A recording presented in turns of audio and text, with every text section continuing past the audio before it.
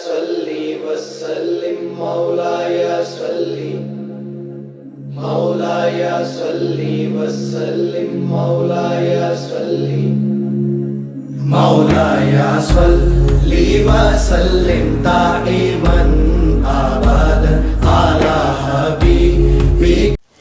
اعوذ باللہ من الشیطان الرجیم، بسم اللہ الرحمن الرحیم۔ اللہم صلی علی محمد وعلی آل محمد بعدد المزمل والخصائص۔ دوستوں کی فرمائش پر یہ ویڈیو میں تیار کر رہا ہوں۔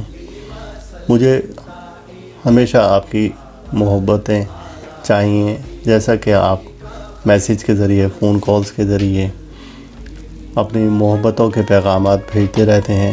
دوست نے فرمائش کی کہ ایسا کوئی وظیفہ بتائیں کہ جس سے کسی جن کو ختم کیا جا سکے۔ اگر کوئی جن کسی شخص پر مسلط ہے تو اس جن کو ختم کیا جا سکے یا اس جن کو بجھایا جا سکے۔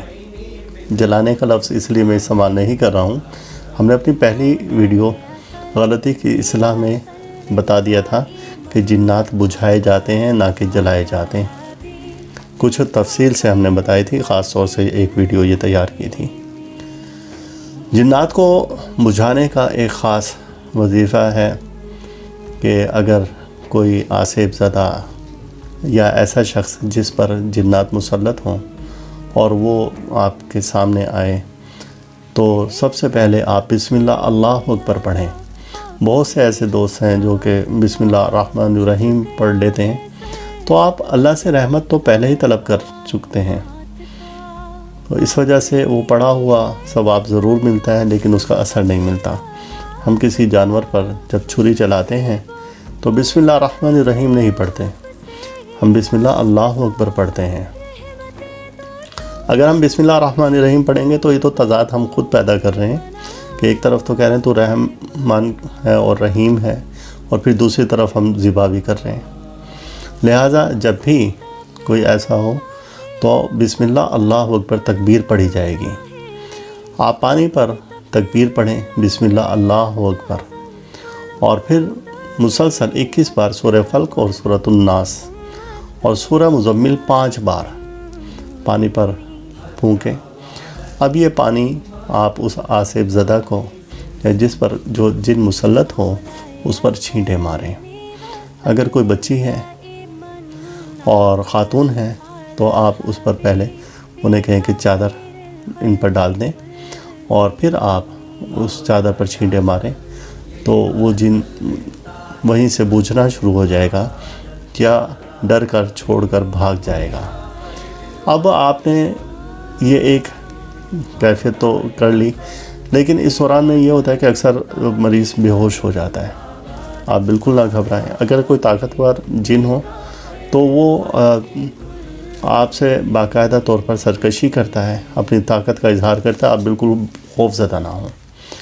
آپ مسلسل سورہ فلق، سورۃ الناس اور سورہ مزمل کا ورد رکھیں، بآواز پڑھیں اور تکبیر کے ساتھ پڑھیں جب تک مریض اپنی اصل حالت میں نہیں آ جاتا یا بے ہوش نہیں ہو جاتا۔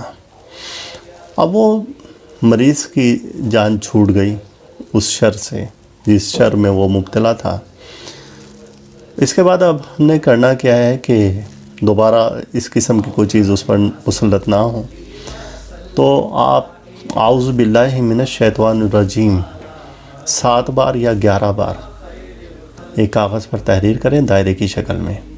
اس کے درمیان میں اپنا مقصد لکھیں کہ الہی بحرمت کلام الہی فلاں بن فلاں کے جسم و روح سے ہمیشہ کے لیے ہر قسم کے جنات، جادو، پرییں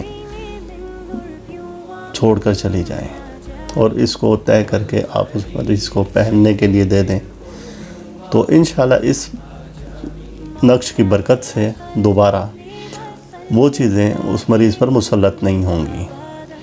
اب 40 روز تک اس کی روح کمزور رہے گی، تو آپ 40 روز تک اس کو پرہیز بتائیں کہ وہ قبرستان میں نہ جائے، کسی فوتگی والے گھر میں نہ جائے، اور اسی طرح سے جو اس کی احتیاط ہیں وہ ان سے کروائیں، تو انشاءاللہ تعالی ایسا مریض ہمیشہ آپ کو دعائیں دے گا اور آپ پر اللہ تعالیٰ اپنی رحمت نازل فرمائے۔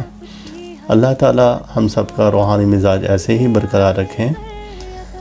دوستوں سے گزارش ہے اس متعلق اگر کوئی سوال ان کے ذہن میں ہو تو وہ ضرور کریں۔ سوال کرنے میں کوئی شرم کوئی جھجک نہیں ہے، سوال کرنا بھی آدھا علم ہے۔